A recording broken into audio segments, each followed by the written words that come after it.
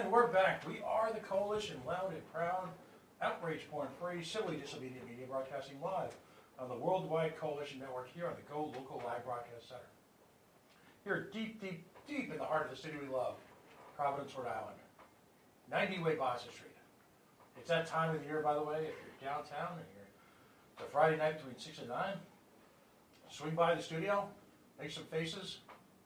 Heck, we've had people twerk. Whatever. Just come by the studio if you want to wave signs of protest, pitchforks and everything. It's all good. We are outrage porn-free, civilly disobedient media. Facebook.com/The Coalition Radio. On the mighty Twitter at Coalition_radio. The mothership at coalitionradio.us, where you'll find links to our Facebook page, links to our YouTube page, and to our new podcast page, where we're operating a podcast under Spreaker. We'll take these and all other segments and get them out as quickly as possible so you can listen through any one of your podcast apps. So the theme tonight, for the first couple of hours, is our criminal justice system. You can tell it needs some work. The state of Rhode Island, seemingly despite all the trends nationally, seems to be hell-bent on obscuring, obfuscating, removing from plain view, if you will, the goings-on of our police departments, our court system. We see now where the ACLU again is fighting on behalf of Rhode Islanders, so that in the case of memorandums, Rhode Islanders can have access to them without any legal intervention.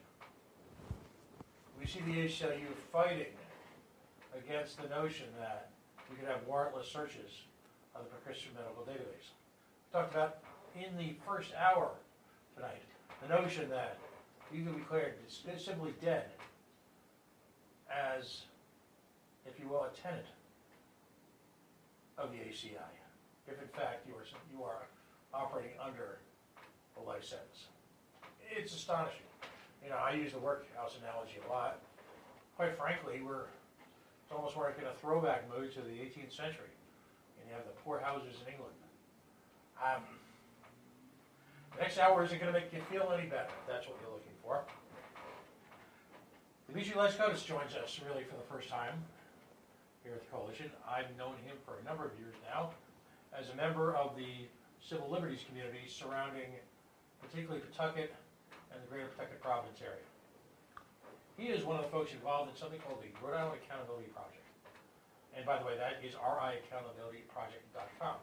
There's a direct link to it on Facebook.com/Coalition Radio, where you can look into some of the research they've done, some of the cases and the situations that they fought. But we've come to really a moment in time where the state, in conjunction with the criminal justice system, in conjunction with police departments, seems to be working overtime to obscure their behavior at a time when body cams are being incorporated in police departments across the country to provide some level of accountability during violent civilian police interactions. It's almost like we're going backwards in our civil system. And we're going to talk about that tonight. We're going to talk about the Rhode Island Accountability Project. And we're going to talk about what we as citizens need to start doing to assert our civil rights here in a state like Rhode Island.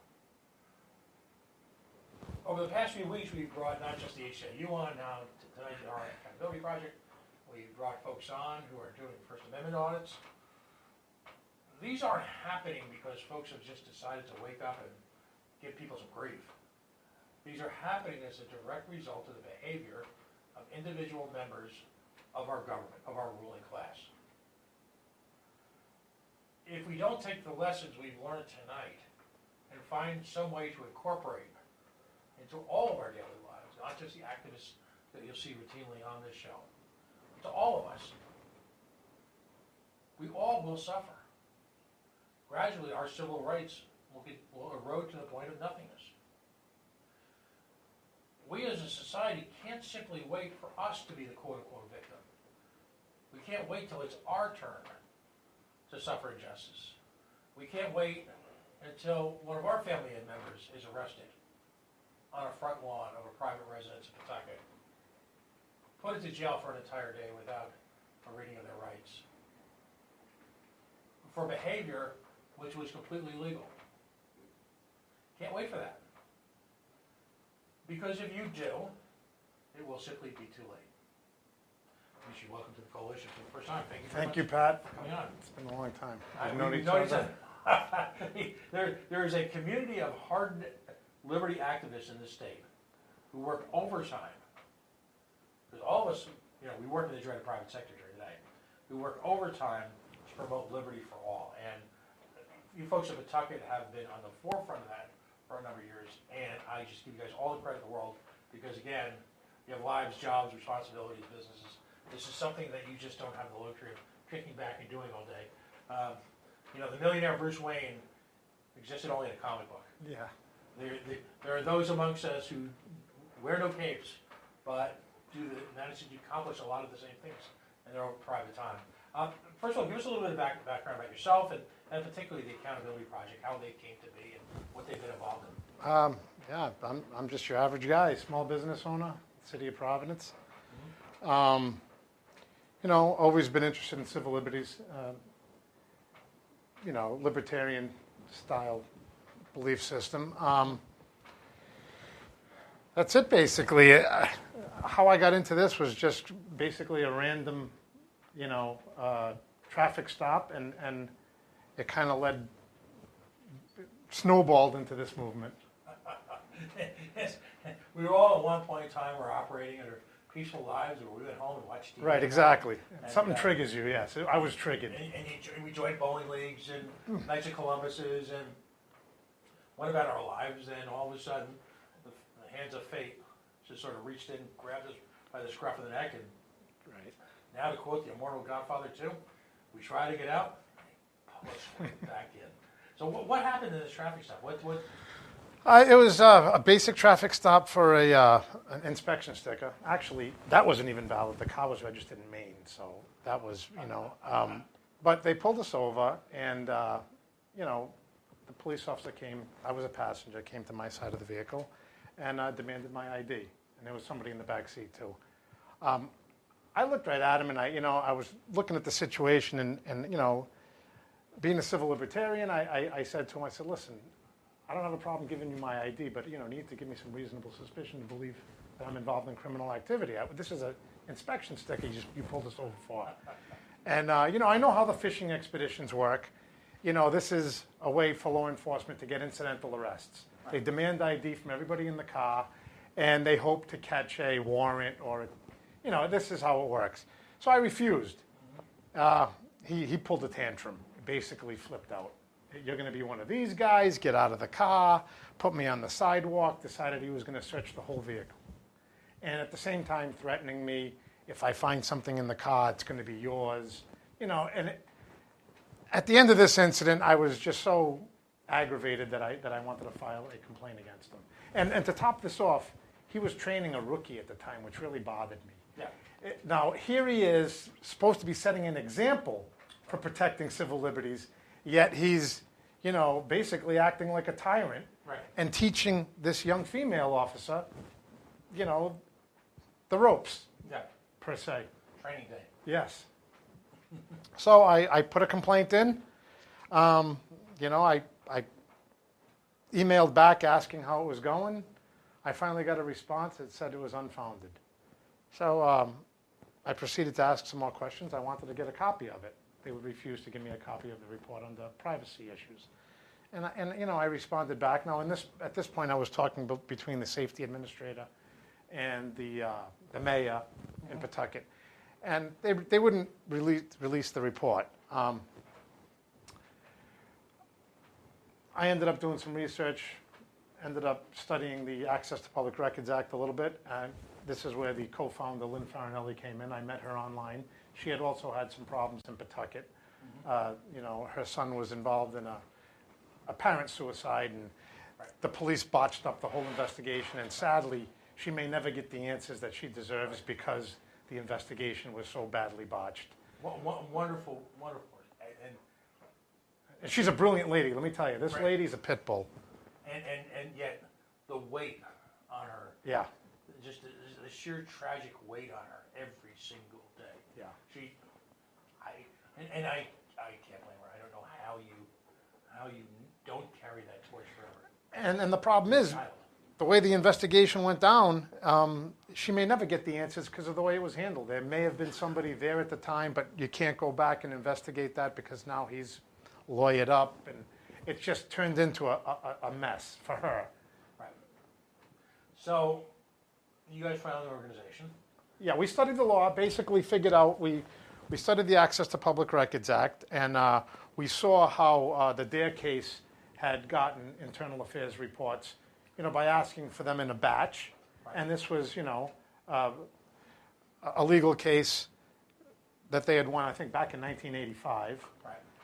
And so we basically asked for reports in a similar batch format, and we got them. And I was able to look at my internal affairs investigation. It was the questions I had asked, basically, which were, I was wondering what standard the officer had, what was the reasoning for demanding ID. Those were never even questioned. So they did a basic whitewash, and, it was unfounded without ever asking any of the hard questions of the police officer that should have been asked, So. And we're talking here now, I want to posture this the right way. Police officers there must be some exigent reason for you to be stopped as a citizen. Absolutely. There is, I don't know if people understand that anymore. Because the first reaction you always get is, if I'm not doing anything wrong, I have nothing to be worried about. Right. Our good friend John Miner was doing nothing wrong. Right. And he turned out he had a lot to be worried about. He ended up detained. He spent a day in jail. Exactly. Without his rights being properly read. We're talking about an individual who was a member of the United States military, Right. Marine. Marine, honorably discharged, leading a life of was quite happy solitude, literally doing nothing wrong, and you get someone in law enforcement on a bad day. I don't think it's just a bad day. They've admitted that basically anytime they encounter someone with a firearm, even if it's on his own property, or if you're on your own property, the law really doesn't apply. Their safety basically trump your rights is what they're going to tell you. Even though legally that's not the case, Right. That's what they're going to tell you. Right, which is wrong. Right, it is wrong. People have a right to be able to peaceably go about their lives without any interference whatsoever from law enforcement. Absolutely. They need to know where the line is. I mean, and that's the problem here. Law enforcement, the line between your rights and their authority has been blurred to the extent where they just cross over it so regularly that they feel they're entitled to cross over this line. Right. And if nobody stands there to sweep the road and show them that line, then they're going to continue to do it. Right. And they'll encroach ever further because ultimately it becomes moot as to what prohibited activity is now considered the normal course of police business. Right. And to your point about the trainee, that's what's carried forward. Right.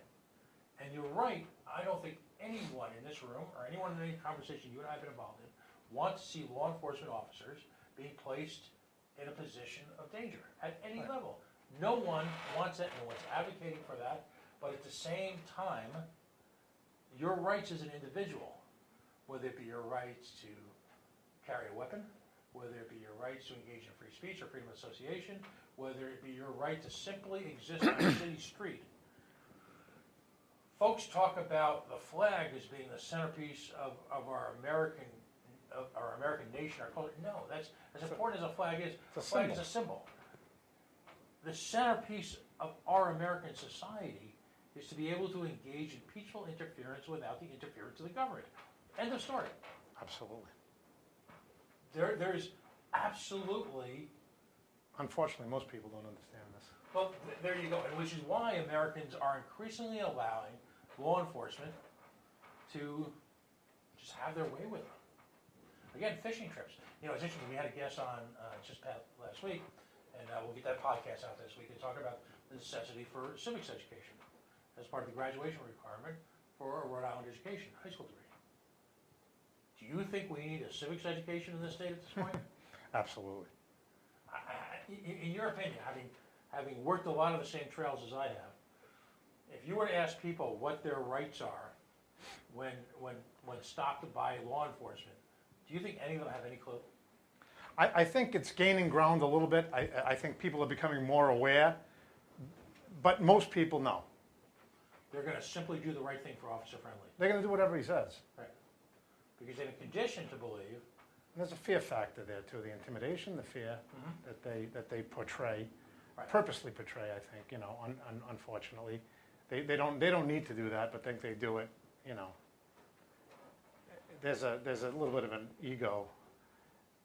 Right. I think you and I agree. Trip going there's there. a personality that's appropriate to quote unquote law enforcement these days. That you very often see. We have a shared friend who engages in some rather controversial investigatory techniques, and very in-your-face type of activism. Yeah, it takes full advantage of today's advanced camera phones, and boy, do you see that come full circle. Yeah. These are folks who don't want to be very often the subject of the same techniques that they use on a daily basis. I have to say, I've gotten some good content from some of those videos. Not only do we do the internal affairs database, sometimes we will analyze, some of these First Amendment auditors and find footage in there that's troubling. One was, I can give you a good instance, the Rhode Island State Police were at they had a SWAT raid on a home in Pawtucket that some suspect was supposedly in. And they had their SWAT vehicle there.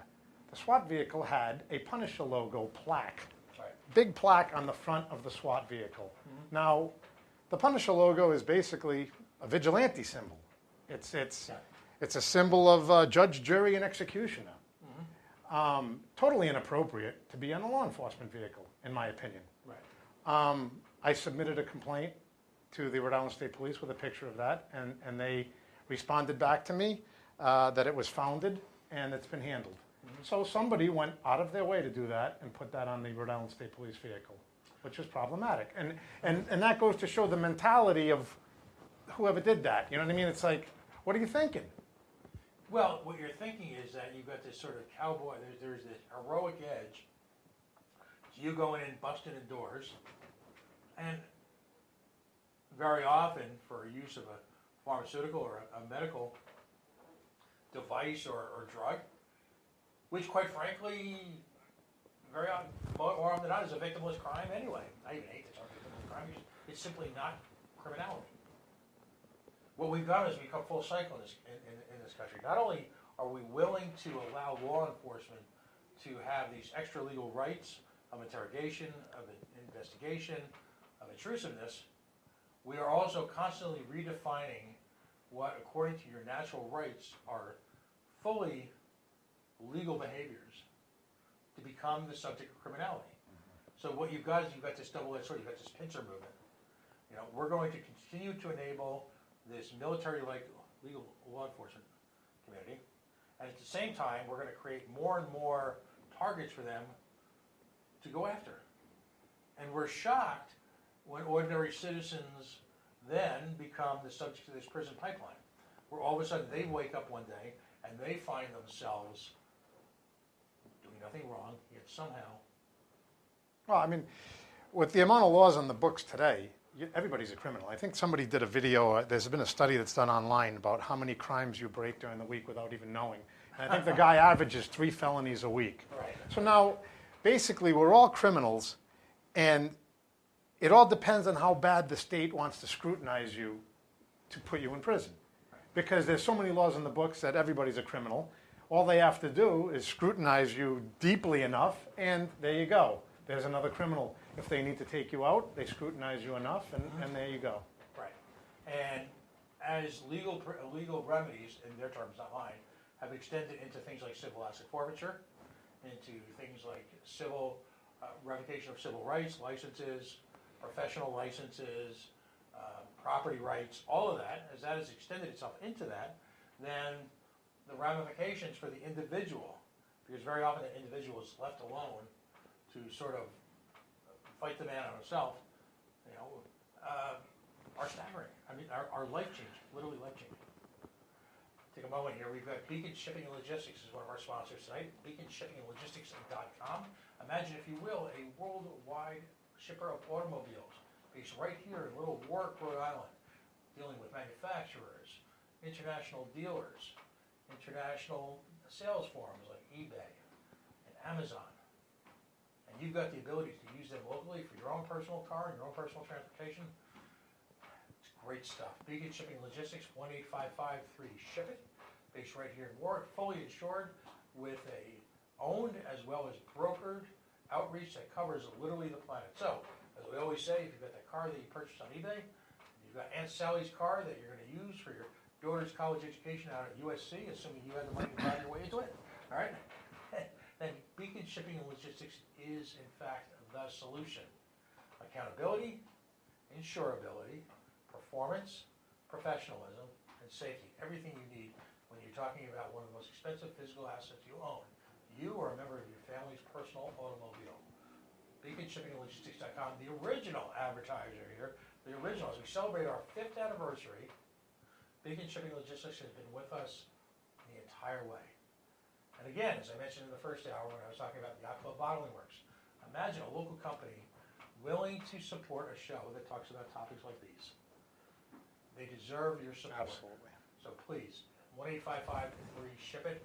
As you get ready for the year-end college or it's snowbird season and you're moving those cars down to Florida, you give them a call. They're local and professional. If you're just joining us, let's see if I get this right again. Dimitri Lyssikatos is joining us. Lyssikatos. Just twice the name. That's all right. You're dealing with professionals, folks. He's working with us tonight, and we're talking about situations arising with regard to the true transparency of your law enforcement community. Now, there is approaching what could be a landmark case here in the state of Rhode Island. Give us a little background on how we got to this point. It was in just, I guess, about 2 weeks or so ago, the state court here in Rhode Island determined that cases of record keeping involving internal reviews of the Pawtucket, Rhode Island Police Department had to follow a full legal process as opposed to simply requesting access to them. How did we get to this point? All right. We've been requesting internal affairs reports for a couple of years now. Right. And we've been getting them internally generated and citizen generated. We've been getting both. Mm-hmm. Pawtucket, I think we have 2 or 3 years worth of Pawtucket reports online. Mm-hmm. And we had asked for another year of internally generated reports. And by the way, you post these on the Rhode Island Accountability Yes, it's like a mini database. A clearinghouse. I think we have about 2/3 of the cities and towns in Rhode Island up right now.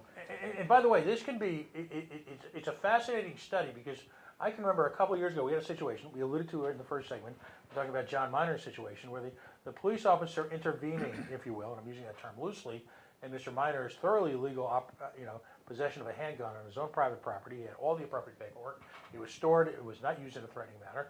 Happened to be the same police officer who was involved in a notorious stomping incident at one of the local high schools. Oh yeah, he was. Right. So it's not only is it important that we understand and know what's going on in individual cases, that this type of work allows us to put together sort of that quilt. Right. And see trends. Well, you don't really see that because these reports are redacted. Right. So there's no personally identifiable information. Right, but you see the trends. You'll see a pattern amongst police officers in general of that department. Right. You won't know if it's the same police officer who did these.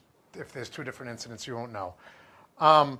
Like I said, we were basically getting internally and citizen-generated and internally generated reports, and Mr. Milos decided to make an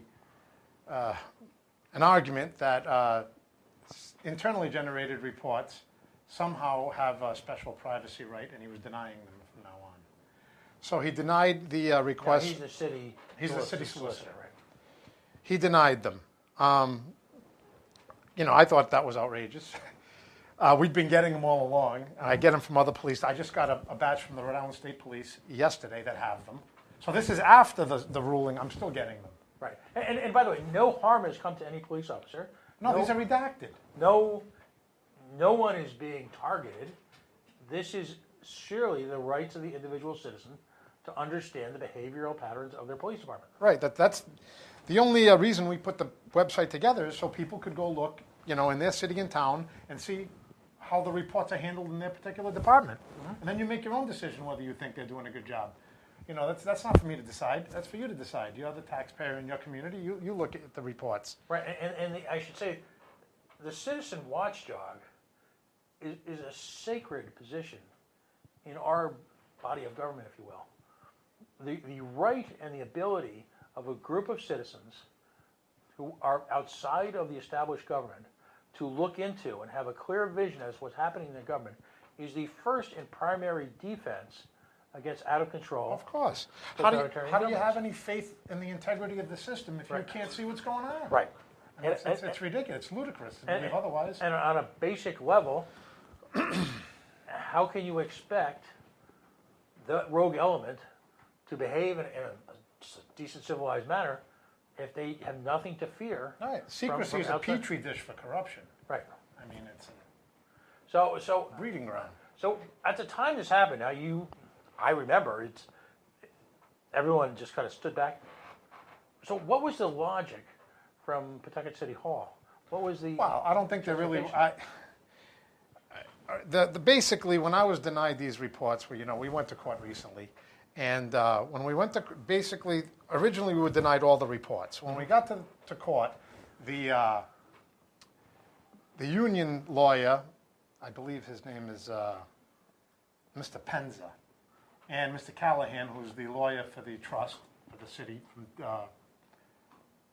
basically the lawyer for the city of Pawtucket through the trust, got up in court and said that they agree that I should be getting some internally generated files, but there are some that they believe I shouldn't get under a privacy exemption, basically stating that these reports are HR related.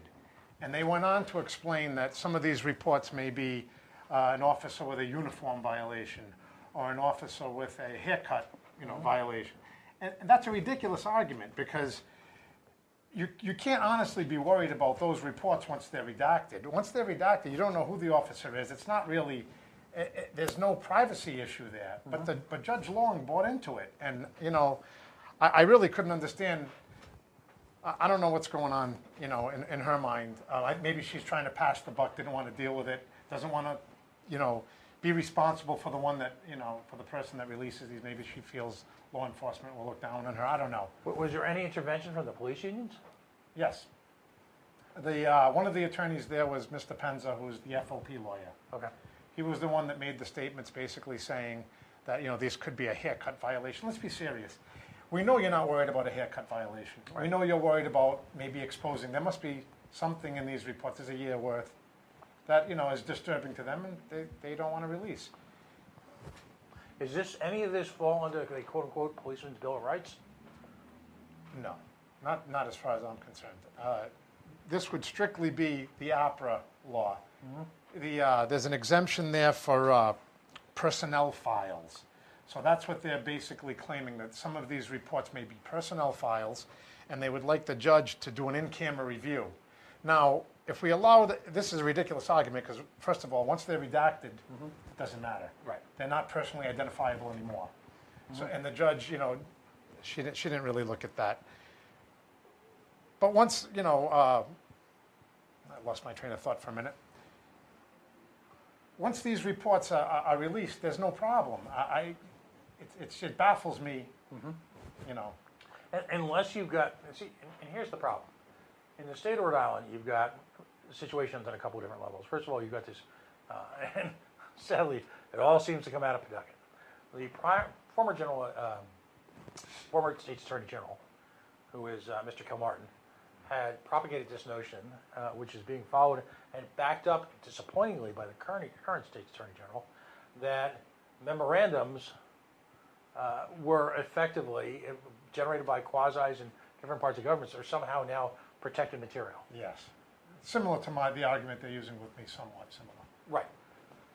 So, of course, the ACLU, we're going to get into it in a second, the ACLU is involved in this case.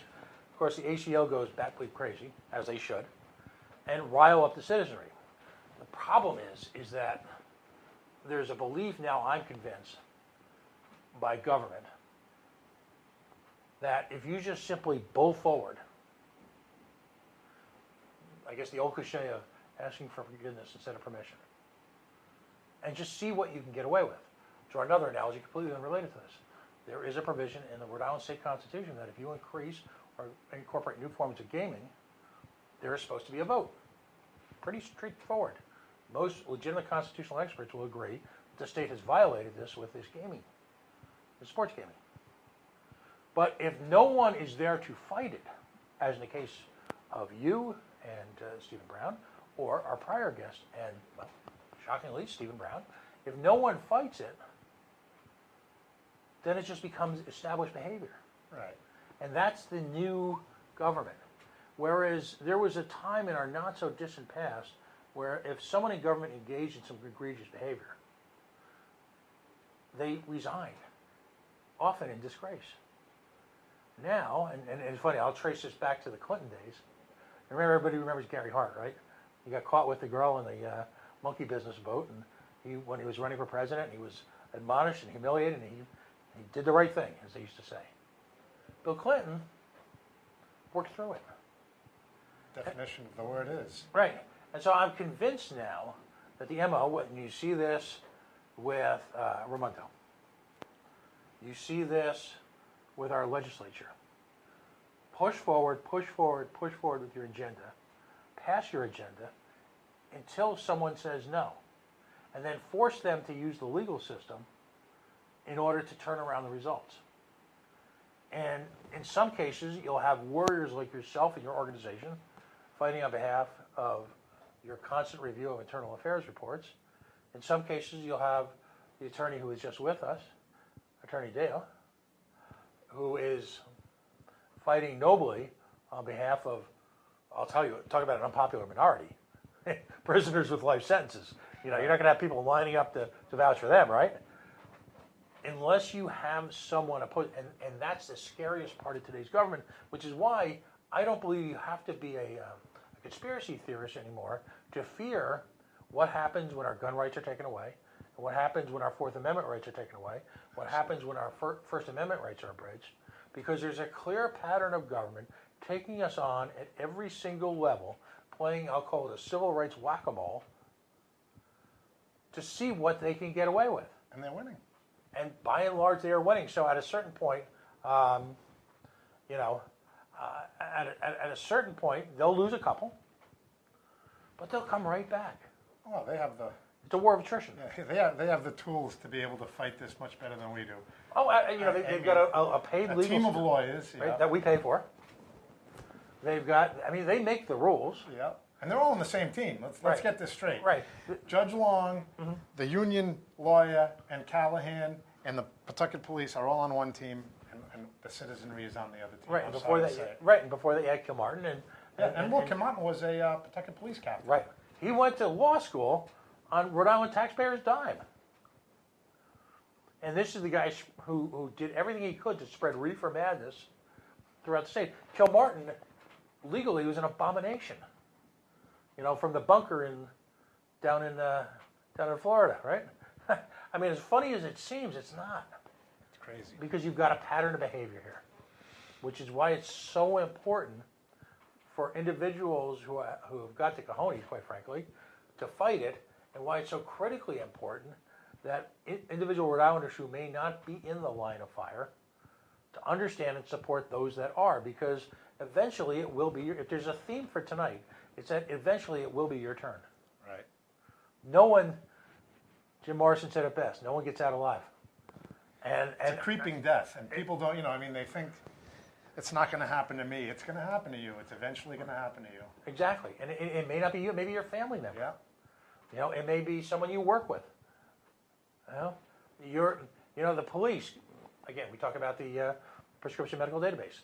The police being able to go in without a warrant and look at what medications you're on. That brings up an interesting topic. We don't know what medications they're on. After they get on the police force, I think they take a drug test when they first sign up. Mm-hmm. After that, there's no mandatory drug testing, unless they get in trouble and it has to be some kind of a drug-related offense where they're ordered to do a drug test. Up until that point, you have no idea what's going on with any of these guys on the street. And now, if it actually comes to even some public light whatsoever, it will be redacted. And then on top of that, it sounds like you're going to have to hire an attorney if you want any sort of real-time response. Now, what is the methodology that the city of Pawtucket would like you to follow now to get the internal affairs reports, or are they actually saying you're simply no longer going to get them? No. What they want now is for a judge to do an in-camera review and decide which reports she believes I'm entitled to and which reports may be personnel matters. There might be none. There might not be any that are personnel matters. But this is a big burden on me. We would have to incur the cost of having this done. Right. Now, on top of the cost of having these files redacted, which is expensive to begin with, I'd have to incur the cost of having a judge do this. And not only that, I believe the way it's set up now, this is new, but I would have to sue every time a police department denied me, go all the way through this process, go in front of a judge and have the judge look at an in-camera review. It's ridiculous. Right, which goes to the next methodology we've seen, which is the state of Rhode Island government using cost as a factor, whether it be the, if you will, the truck tolling records and the underlying locations, and the state of government cynically giving it back 18th century maps, and then a former gubernatorial candidate having to use her own money, literally to pay for the photocopying of the records. You've got a governor who preaches transparency using every tool possible to be everything but. This may be the least transparent governor in Rhode Island state history, and this is certainly the least transparent government in Rhode Island history, by any means, by any measure. And yet, we live in a digital world where all of this should be quite simple. Right. And that's the irony. We've got the technology to have body cams, yet, and there seems to be at least some progress in getting visuals of physical conflicts and altercations between civilians and the police department, while at the same time we're going in completely the opposite direction with regard to the civil matters and the internal matters of the very legal system that we pay for and ostensibly works for us. Yikes. It's a scary world. A couple years ago, they would have called us conspiracy kooks, right? Yeah, right. I don't think anyone's calling us that anymore. All we can do is fight. I mean, I'm in it for the long haul. This case should be in the Supreme Court. I mean, I'm not going to get into details, but I'm pretty sure we're going to end up there. Now, you're working directly with the ACLU on this. Yes. And how have they been as far as because I mean, they're as disturbed by this as I am, if right. not more. I mean, this is. And I want to point that out because there are those folks who would portray the ACLU as a left-wing organization, and yet one can argue that, and it's not true, but one could try to pigeonhole your organization as a quote-unquote right-wing organization, when in fact you're a criminal justice and a civil rights organization. Yeah, well, I mean, that's like trying to corral a libertarian ideology as left or right. Right. We share some ideas from the left, and we share some from the right.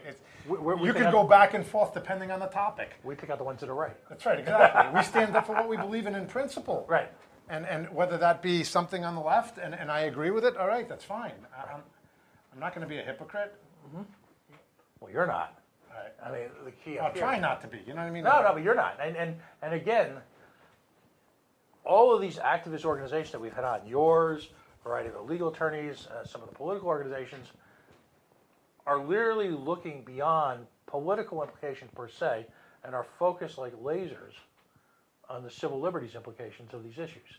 Because ultimately that's what it's all about, correct? Right. We're all in the same boat when it comes to defending this type of behavior. I mean, if you don't know what's going on in government, if government is secret, and whether you're right or left wing, the tyranny is going to affect you. Right. The resulting tyranny from this secrecy is going to affect you. Right. So how can people get involved with your organization? How Well, I think we're going to become a nonprofit very soon. We were just a grassroots, a few people, but I think we're going to become a nonprofit so we can get some grants to help pay for the website I mean, this website's a homemade website, but the files are on there. We've done it, very low budget, but we need somebody to get on there and really organize it, and we need some funds to continue getting these reports. These reports are expensive. I average them out to about $10 to $15 each, every one we get, and we ask for them in batches.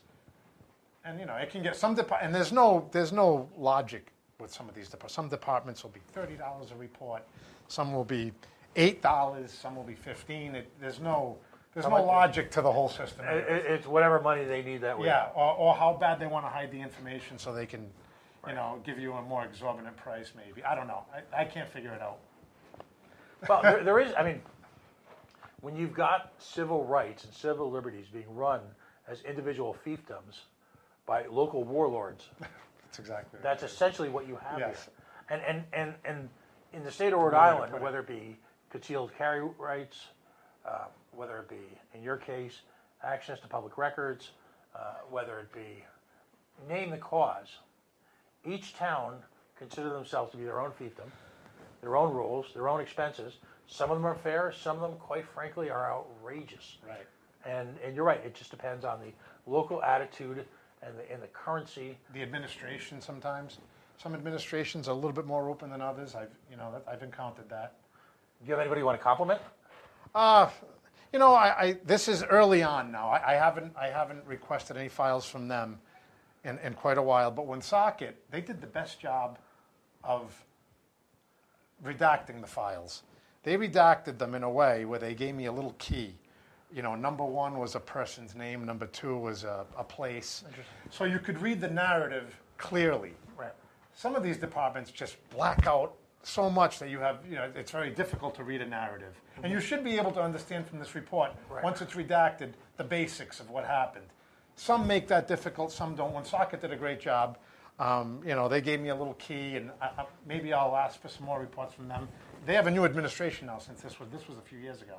Mm-hmm. So, maybe they've changed, maybe they haven't. I don't know. Right. And I'd like to believe in the good faith of a lot of people who work in government.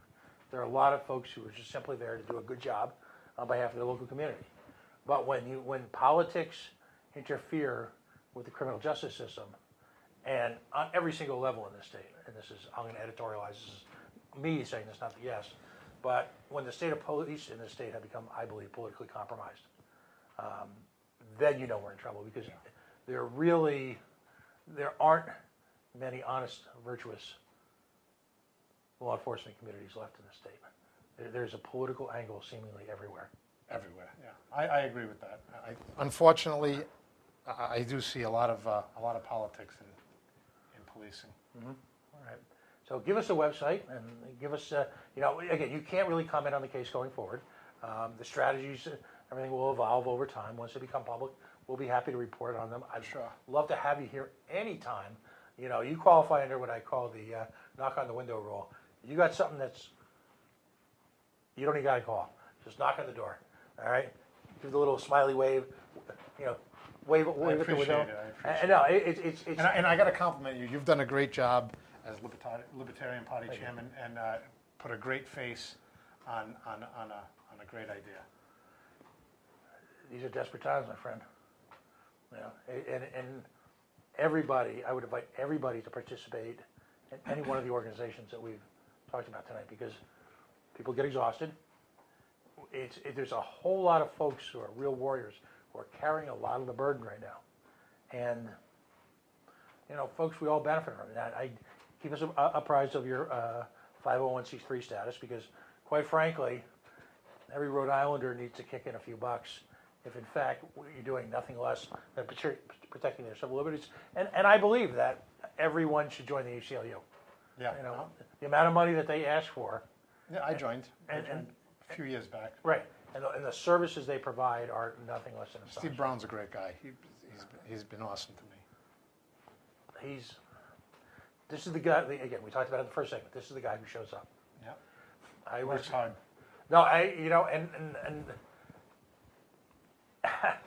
his commitment, we can all learn from his commitment, every one of us.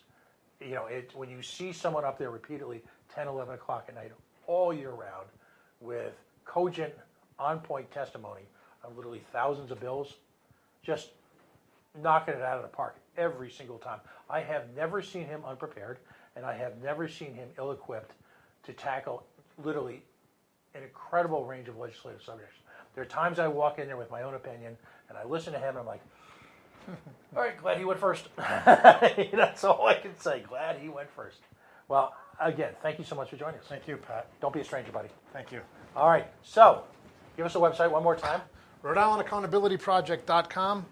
And the Facebook page, I'll usually put notifications on there. It's the RI Accountability Project on Facebook. And yeah, just keep an eye on the Facebook page. Usually I'll put updates about any files that come up or any interesting news. All right, super. Thanks very much, buddy. Thank you. All right, God bless, lad.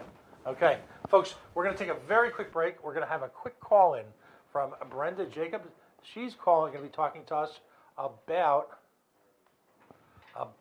this week's upcoming rally. Folks, we are the Coalition Loud and Proud. As always, we are outrage porn-free, civilly disobedient media. We broadcast live here on the Worldwide Coalition Network, on the Go Local Live Network, and here at the local broadcast center, 90 Way Boston Street, Facebook.com/The Coalition Radio, on the mighty Twitter at Coalition_radio, coalitionradio.us. Folks, if you're just listening to this first time or in the future in a podcast or on our YouTube page, folks, take a moment and follow us and like us in all our respective media formats. It's critical to us. We're, like everybody else, a small organization. We need the public social media contacts to reach out and connect with people. So if you can take a moment and like us, subscribe to our pages, no cost. We don't spam people. We don't sell lists. Just join us. And we can continue to offer, I believe, some of the highest quality programming here in Little Rhodey on some of the most difficult, challenging subjects that you're going to face in terms of public discourse. Folks, stay tuned. We'll be right back.